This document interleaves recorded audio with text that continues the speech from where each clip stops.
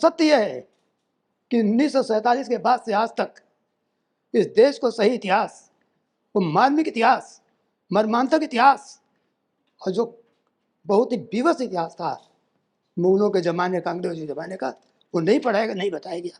मुझे सौभाग्य था, और मैं कहता हूँ ईश्वर को धन्यवाद देता हूँ कि मुझे सौभाग्य मिला कि मैं श्री राम जन्मभूमि के केस में 1989 में शुरू किया था अपना कैरियर, और 2019 तक लगातार उस केस में रहा। इस बीच में मैंने बहुत अध्ययन किया, और अध्ययन करते समय पाया कि आज जो भी हिंदू समाज में बहुत सी भ्रांतियां हैं, या जो सद्भाव, सहिष्णुता और सबको रहने दो, जीने दो, हम मिट जाएंगे पर कोई एक्शन नहीं लेंगे, इस भावना ने आज हम आपको बर्बाद कर दिया। काशी केस, जब अयोध्या केस कर रहा था तो काशी मथुरा वैसे करीब करीब मैं समझता हूँ 100 से ज़्यादा मंदिर की बात मेरे संज्ञान में आई थी कि साहब वहाँ पर मंदिर तोड़कर मस्जिदें बनेगी। एक असहनीय पीड़ा थी, उस पीड़ा को उस समय दबाना पड़ा। मैं दिन दिन तिल तिल मर रहा था, वो समय मिले कि काशी मथुरा कम से कम तुरंत उठाई जाए। अयोध्या का केस 9 नवंबर 2019 को हम लोग को मंदिर बनाने की इजाज़त के साथ, विजय के साथ समाप्त हुआ। अब मेरे दिल में तमन्ना थी कि मथुरा के लिए कुछ किया जाए। मैं थोड़ा 2 मिनट आपको बताना चाहता हूँ कि मथुरा का मामला तो सोच चुका था, और पूरे पब्लिक को यह बतलाया गया था कि समझौता हो चुका है, अब यह कुछ नहीं हो सकता है। 1992 में मैं मथुरा, उस समय विश्व हिंदू अधिवक्ता संघ का जनरल सेक्रेटरी था, उसकी हैसियत से पूरी बस के साथ हम लोग यहाँ आए थे मथुरा, और वहाँ सभी लोगों ने बतलाया कि साहब यह कुछ नहीं हो सकता, सब समझौता हो चुका है, और एक तरह से मामला दबा दिया गया था। मैंने कई लोगों से कहा मुझे कुछ दस्तावेज चाहिए, किसी को कोई दस्तावेज नहीं थे, परंतु कहा जाता है ईश्वर के यहाँ कि कोई ना कोई आदमी विधा बनता है। एक मेरे फ्रेंड थे, उन्होंने मुझे ला के एक गट्ठर भर के टूटे टूटे कागज अजीब ढंग से ऐसे भरे हुए सबके थे, और उन्होंने कहा साहब देखिए इसमें किस चीज़ से संबंधित कागजात हैं, शायद आपके काम आ जाएं। तो उत्कंठा थी, अब तो हम लोगों ने उसको एक एक कागज को पहले पहले लगाया, और सारे कागजों को बिछा बिछा कर फिर सबको टाइप कराया गया, फिर उनका अध्ययन किया गया। अध्ययन का पूरी फाइल तैयार हुई, और यह मालूम पड़ा कि पूरा पूजा, मैं पार्टी का नाम नहीं लेना चाह रहा हूँ, तो इतना कहना चाह रहा हूँ कि 1967 में जो इस देश के हुक्मरान थे, उस समय के मुख्यमंत्री मिस्टर द्वारका प्रसाद मिश्रा, अहंगार साहब, इन लोगों ने मिलकर एक कलुषित समझौता कर लिया मुस्लिम से, और जिसके तहत एक बहुत बड़ा भूभाग जो मंदिर का था उनको दे दिया। इसीलिए आप सुनते होंगे ओवैसी जी वगैरह सब कहते हैं साहब समझौता हो चुका, भी अभी कैसे बेकार की बात कर रहे हैं। तो यहाँ से शुरुआत हुई। जब मैंने अध्ययन किया तो बहुत कुछ पाया, और वो पाया जो कि भगवान श्री कृष्ण की कृपा थी कि मुझे मिला, वरना मिलता नहीं। ईश्वरी कृपा बिना कुछ नहीं मिलता, और वो कृपा योगेश्वर कृष्ण जी ने की कि मैं वो चीज़ पा गया जिनकी परिकल्पना मैं कर नहीं सकता था। मैं बहुत लंबी इतिहास से नहीं जाऊंगा, बाकी तो आपने बता ही दिया। मैडम सिन्हा जी ने बहुत अच्छी पुस्तक लिखी है, मैंने अभी जल्दी से देखा पुस्तक, काफ़ी चीज़ें कवर की है, तो मैं उनको साधुवाद देना चाहता हूँ कि बड़ी मेहनत से, बड़ी लगन से बहुत चीज़ें आपके सामने लाई हैं। मैं उनका अधिकार नहीं ले रहा हूँ, कुछ चीज़ें पहले ऐड कर रहा हूँ। देखिए भगवान कृष्ण यहाँ के योगेश्वर कृष्ण हैं, 5000 साल पहले से उनका प्रादुर्भाव हुआ, धार्मिक रूप से हमारे लिए क्या महत्व है ये बच्चा बच्चा जानता है। उनकी जन्मभूमि अपने आप में डेटी है, अंडरला, ये हम लोग को आपको मालूम होना चाहिए, मालूम है। तो मैं इसलिए उस साहित्य में, इतिहास में नहीं जाऊंगा। मैं वहां शुरू करता हूं जब से वर्तमान ढांचा तोड़ा गया, एक भव्य मंदिर को गिराकर उसके तथाकथित मस्जिद का निर्माण किया गया। मेरा क्षेत्र वही, मैं उतने पाता हूँ। 1632 में आखिरी बार, पहले गोरजी तो मोहम्मद गजनवी तोड़ा था, और बहुत जो इस्लामिक आक्रांता थे उनका काम यही था मंदिर तोड़ना और वहाँ मस्जिद बना देना और हिंदुओं को दलित करना। 1632 में यहाँ पर ओरछा के राजा बुंदेला ने एक बार पुनः भव्य श्री कृष्ण मंदिर निर्माण कराया। औरंगजेब का शासन आया। औरंगजेब एक आतताई, क्रूर, कट्टर इस्लामिक शासक था। उसे देखा नहीं गया, इस जगह गरिमा को देखा नहीं गया। जल उठा, क्या है कोई मंदिर इतनी बढ़िया, इतनी भव्य हो सकती है? ये बात मैं अपने मन से नहीं कह रहा हूँ, रिकॉर्डेड बात है। इसका लाइब्रेरी में बीकानेर में उसका हुक्मनामा रखा हुआ है। मनुष्य किताब देख लीजिए, और इसके बाद जो बीकानेर में जो इसका रखा हुआ है वो सब देख लीजिए। जोधना सरकार जी ने भी अपनी किताब में कोट किया है। उसने कहा कि इस जन्मभूमि के मंदिर ढा दिया जाए और ढा के मुझे सूचित किया जाए। और यही नहीं, उन मूर्तियों को, जहानारा बेगम कोई वहाँ मस्जिद है उसमें नीचे डाल दीजिए ताकि लोग पर चढ़ के जाते हैं। कहते हुए मुझे दिल काँप रहा है, इतनी बात अपने ईश्वर के लिए, आराध्य के लिए कहना उचित नहीं। फिर तक हुआ तोड़ दी। अब इसके बाद, टूटने के बाद, इतिहास तो पलटा खाता है, हमेशा गाता रहा है, आताइयों का अंत हमेशा हुआ है, होगा। 1770 में मराठा आ गए, और मराठाओं ने, यहाँ से इतिहास की बात बता रहा हूँ, कोई राजनीति की बात नहीं बता रहा हूँ, और मेरे पेटिशन में लिखा हुआ है, मराठाओं ने वहां से एक मुस्लिम को निकाल दिया, बाहर कर दिया, और जो ढांचा बना हुआ था तथाकथित वो साफ। तो गलती इतनी सी की थी, जो हिंदुओं की आदत है, सत्ता पाने के बाद आज भी ये गलती हो रही है, जो काम करना चाहिए नहीं करते।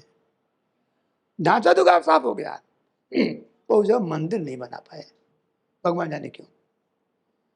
1804 में ब्रिटिश आ गए, युद्ध हुआ, मराठा हारे, गोवर्धन का युद्ध बड़ा सन्नाम युद्ध है, वो अंग्रेजों के साथ वहाँ पर आ गए। अंग्रेजों ने पैसे की लूट कही है, न खजाना बढ़ना कही है, इस जगह को नीलाम किया। मैं क्यों किया था इस पर नहीं जाना चाहता। 1815 में कटरा केशव देव 13.37 एकड़ जमीन नीलाम की गई, और उस नीलामी के समय कोई ना कोई हिंदू शेर तो निकलेगा ही निकलेगा। राजा पटनीमल जो बनास के राजा थे, उन्होंने बोली लगाई, और सबसे बोली ज़्यादा उनकी थी, उनकी बिट एक्सेप्ट हुई, और यह जमीन उनके कब्जे में आ गई। 1815 में जिस दिन ये बेचीनामा हुआ, यानी जो ऑक्शन सेल हुआ, उस समय कोई मस्जिद वहां पर नहीं थी। इस बात को नोट कर लीजिए। इसलिए मैं कह रहा हूं कि लोगों में हिंदुओं भ्रम फैलाया जाता है, वो वैसी जगह भ्रम फैलाते हैं। तो जो ओरिजिनल मस्जिद थी वो गिर चुकी थी, उस वक्त कोई मस्जिद नहीं थी, उनका जो गिरा हुआ ढांचा तो वो पड़ा हुआ था। इसके बाद बहुत केस हुए, लगातार किसी में मुस्लिम जीत नहीं पाए, वो क्लेम करते रहे। 1920 में जो पटनीमल के वंशज थे, राजा किशन देव, उनसे केस चला, उसमें हिंदू जीते। फिर 1828 में केस हुआ, हाई कोर्ट तक गया, उसमें भी हिंदू जीते। परंतु कहीं ना कहीं से गलती से उसे शब्द आ गया कि साहब एक मस्जिद है, वो जबरदस्ती करके थोड़ा बहुत बना लिया, वो एक बात ही बात है। इससे चलता रहा, हिंदू फिर चुप हो गया। उसी तरह से ये अपनी नियति मान लिया कि मंदिर हमें मिल नहीं सकती। इसके बाद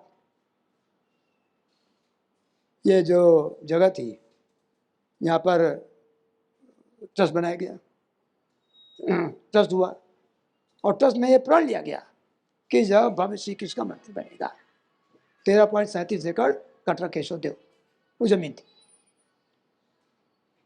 जमीन आई, मंदिर बनना शुरू हुआ। आज जो हालत जो आप देख रहे हैं मंदिर वो उसी वजह से बना है। इसके बाद अब यहीं से दुराभिसंधि शुरू होती है। कोई भी किसी भी तरह से एक षड्यंत्र किया गया कि हिंदू जनता को कभी भी ये जगह मिलने ना पावे, और उसके तहत डॉक्यूमेंट्री बात कर रहा हूँ, मिस्टर द्वारका प्रसाद मिश्रा जो चीफ मिनिस्टर मध्य प्रदेश के थे, मिस्टर अयंगार थे, और जितने उस समय के तेज से तेज कांग्रेस के नेता करते सब उस षड्यंत्र में शामिल हुए और एक भूभाग दे दिया गया। और दिया किसने? इन्होंने सोसाइटी बना दी। मंदिर थी, देखिए इसको ख्याल कीजिएगा, मंदिर के लिए ट्रस्ट बना था, मंदिर ट्रस्ट की थी, समझौता किया सोसाइटी ने, जो ट्रस्ट से कोई मतलब नहीं था, और उसके तहत उनको अच्छा खासा भूभाग दे दिया। और जो भगवान श्री कृष्ण का जो कारागार है जहाँ वो अवतरित हुए थे वो जगह उनके पास चली गई। आज जो कलंकित ढांचा खड़ा है उसी जगह पर खड़ा है जहाँ कारागार है। तो लड़ाई इस बात की है कि हमको भगवान श्री कृष्ण का जो कारागार वाली जगह है जहाँ मूल रूप से भगवान अवतरित हुए थे वो हमें चाहिए, और मस्जिद का कलंकित ढांचा यहाँ से हटना चाहिए। ये हमारी डिमांड है। मैंने पा लिया कि बहुत बड़ा सैबोटेज हुआ है, कॉन्स्पिरेसी हुई है और हिंदू समाज के साथ धोखा हुआ है। तो हमने 25 सितंबर 2020 को मथुरा कोर्ट में दावा दायर किया और दावे में सारी चीज़ें उसमें लिखी, बहुत चीज़ें लिखी और पूरा इतिहास लिख दिया, कोई काट उसके पास नहीं थी। फिर षड्यंत्र हुआ, अब भी जुडिशियल षड्यंत्र हुआ। चूंकि यहाँ हमारे अधिवक्ता बंधु बैठे हुए हैं वो बात समझ सकते हैं, मैं नाम नहीं लूंगा किसने किया और क्यों किया। और माननीय सिविल जज महोदया जो समय थी उन्होंने मेरा दावा खारिज कर दिया और ये कह के खारिज किया कि अगर ये दावा मंजूर हो जाएगा तो बहुत दावे आ जाएंगे, बाढ़ लग जाएगी। ये जुडिशियल ऑर्डर था। खैर हम भगवान श्री कृष्ण का आदेश था लड़े, वो आदेश पलटा गया, निरस्त हुआ, सूट एडमिट हुआ, फिर दरखास्त दे के हाई कोर्ट में मंगवा लिया और आज केस हाई कोर्ट में चल रहा है। मुस्लिम तरफ से ये प्रचारित किया गया बहुत प्रखरता से और पूरे देश को गुमराह किया गया, और बहुत से जो वामपंथी लोग हैं जो हमारे भाई हैं वो गुमराह करने में सबसे आगे रहते हैं कि सब प्लेस ऑफ वर्शिप एक्ट से बाहर है। यहाँ पर 1947 के बाद का बदल नहीं सकते हैं ये, और दुनिया की बात, specially relief act, limitation act, दुनिया की बातें जैसे कोर्ट में रोज वकील करते हो वैसे ही करते हैं। मैं बतला दूं आपको, ये जगह 1920 में आर्कियोलॉजिकल सर्वे ऑफ इंडिया ने नोटिफाई कर दिया था। लोगों को मालूम नहीं था कि जब archaeological survey of India notify कर देता है तो वह प्लेस ऑफ वर्शिप एक्ट लागू नहीं होता है। कोर्ट को दिखाया गया, वो नोटिफिकेशन कोर्ट में दाखिल हुआ। माननीय न्यायालय ने 1 अगस्त, अभी की बात है, 1 अगस्त 2024 को मुस्लिम पक्ष का जितने ऑब्जेक्शन थे सब खारिज कर दिया और कहा सूट मेंटेनेबल है, सूट चल। अब इसमें 2-3 स्टेजेस हैं। एक हमारी दरख्वास्त पड़ी हुई है कि एडवोकेट कमिश्नर का मायना कराया जाए, दूसरी एएसआई की है कि एएसआई इसका मायना करे, और इस जगह का धार्मिक स्वरूप तय हो। और एक एप्लीकेशन दिया है जिसके अंदर उस वहाँ पर कितनी मूर्तियाँ हैं, भगवान के 5 चिन्ह हैं, वराह की मूर्ति है, शेषनाग की है, ये सब पिक्चर दिए हुए, फोटो दी हुई है, और जो साबित करती हैं कि चीख के कहती हैं कि बिल्डिंग केवल और केवल टेम्पल है, हिंदुओं की है, और इस पर ये मस्जिद नहीं, ये आत्ताईपन है,